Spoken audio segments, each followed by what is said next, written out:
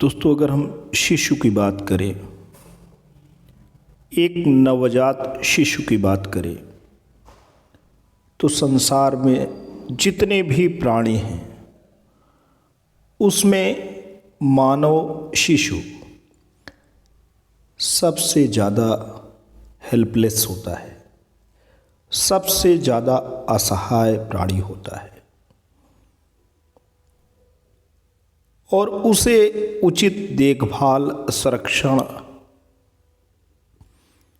और माँ के प्रेम की आवश्यकता पड़ती है। केवल बच्चे का पोषण ही नहीं, प्रेम, जी हाँ दोस्तों, पोषण से कहीं ज़्यादा प्रेम की ज़रूरत बच्चे को होती है।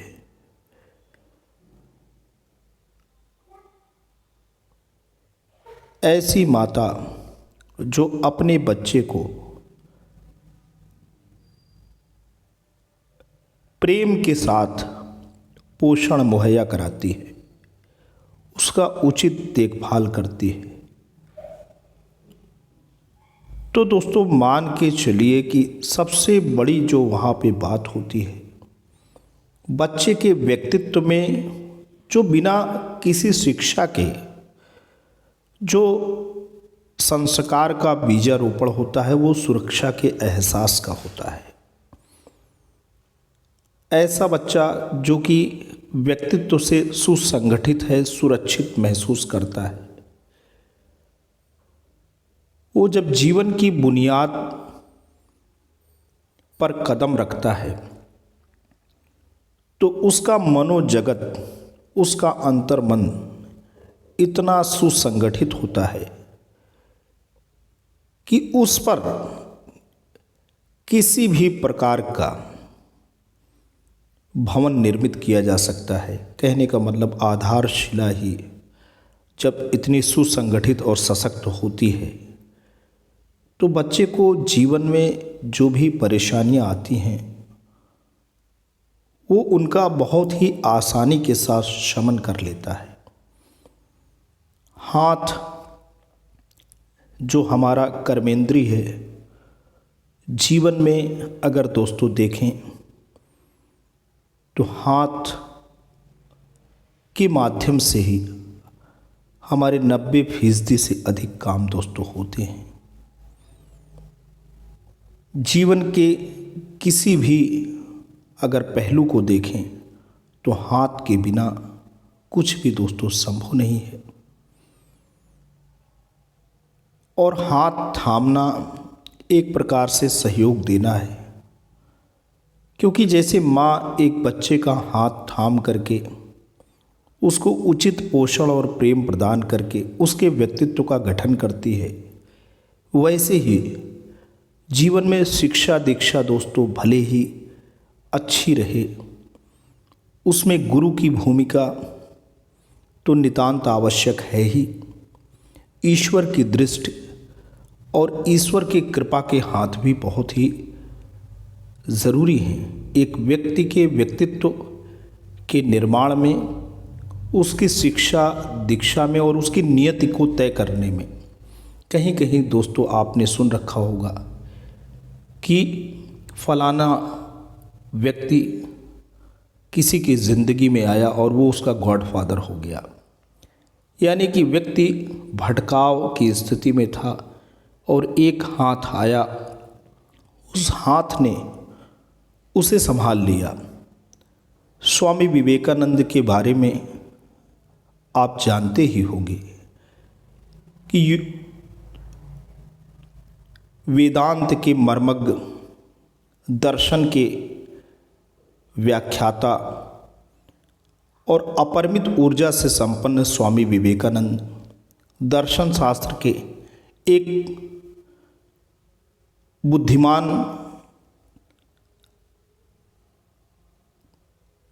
ही कहेंगे, क्योंकि उनके साथ जो संगी साथी रहे, जिन्होंने विवेकानंद के साथ अध्ययन किया, उन्होंने अपने स्मरण में ये कहा है कि स्वामी जी एक इंटेलेक्चुअल प्रतिभा के धनी थे और औसत दर्जे से ज़्यादा उनके अंदर बुद्धि क्षमता थी, प्रतिभाशाली थे।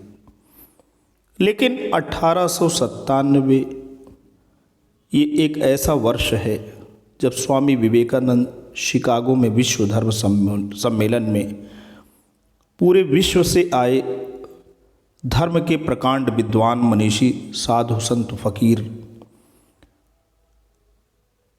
की अध्यक्षता कर रहे थे। और उस धर्म सम्मेलन में जो उनका वक्तव्य था, उसमें जो विवेकानंद बोले, उनके अंदर एक अलग सी बात थी। उनके साथ पढ़े एक सहपाठी ने कहा, निसंदेह विवेकानंद नरेंद्र नाथ दत्त, जो उनका मूल नाम था, ये मेरे साथ पढ़े हैं और दर्शन के उत्कृष्ट विद्यार्थी रहे हैं। लेकिन धर्म सम्मेलन में जो विवेकानंद बोल रहे थे, मुझे नहीं लगता कि वो वही नरेंद्र नाथ दत्त ही था। तो दोस्तों, ईश्वर की छाया, ईश्वर की कृपा, परमहंस जो कि उनकी रामकृष्ण परमहंस जो उनके गुरु थे, उनका हाथ स्वामी विवेकानंद यानी नरेंद्र नाथ दत्त की ज़िंदगी में इस कदर पड़ा कि एक दैवी ऊर्जा से उनका पूरा व्यक्तित्व सराबोर हो उठा। ऐसे ही जब हम हाथ की बात करते हैं तो जीवन में हाथ माँ के रूप में, गॉडफादर के रूप में ईश्वर स्वयं ही अपने हाथ आगे बढ़ाता है और ज़िंदगी के प्रगति के शिखर पे हमें ले जाता है।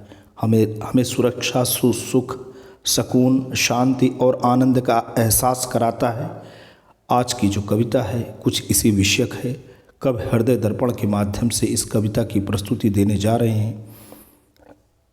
हाथ कविता शीर्षक नाम से है और इस कविता के जो रचयिता हैं हिंदी के सुविख्यात कविवर केदारनाथ सिंह जी हैं। आइए दोस्तों कविता का पाठ करते हैं। उसका हाथ अपने हाथ में लेते हुए मैंने सोचा, उसका हाथ अपने हाथ में लेते हुए मैंने सोचा, दुनिया को हाथ की तरह गर्म और सुंदर होना चाहिए।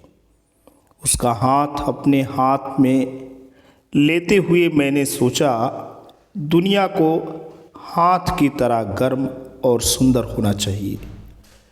दोस्तों, कविता बहुत ही लघु है, लेकिन इसका संदेश बहुत ही विशाल और गहन है, व्यापक है कि उसका हाथ अपने हाथ में लेते हुए मैंने सोचा, दुनिया को हाथ की तरह गर्म और सुंदर होना चाहिए। दोस्तों, ये कविता है कि ये जो दुनिया है उसमें जो लोग हों उनके अंदर जैसे कोमल हाथ की सुंदरता होती है, कोमल हाथ में नरमी होती है, कोमल हाथ में गर्मी भी होती है। एक छोटे से बच्चे में आप उसके हाथ को देखेंगे तो ये तीनों चीज़ें दोस्तों नज़र आएंगी। एक निर्दोष बच्चे के हाथ में नरमी मिलेगी, सुंदरता मिलेगी और गर्मी मिलेगी। तो उसका हाथ अपने हाथ में लेते हुए मैंने सोचा, दुनिया को हाथ की तरह गर्म और सुंदर होना चाहिए। ये दोस्तों कविता है। आपको ये कविता कैसी लगी? आशा करता हूँ कि आपको कवि के भाव और कविता की प्रस्तुति पसंद आई होगी। पसंद आई है तो कविता को ज़रूर लाइक करें, अपनी पसंदगी का चिन्ह ज़रूर अंकित करें, अपने कमेंट भी करें। और अगर आप इस चैनल पे कवि हृदय दर्पण नामक चैनल पे नए हैं, पहली बार विज़िट कर रहे हैं, तो ज़रूर सब्सक्राइब करें। जल्द ही आपके लिए एक नई रचना लेके पुनः हाजिर होंगे। तब तक के लिए जय हिंद, जय भारत।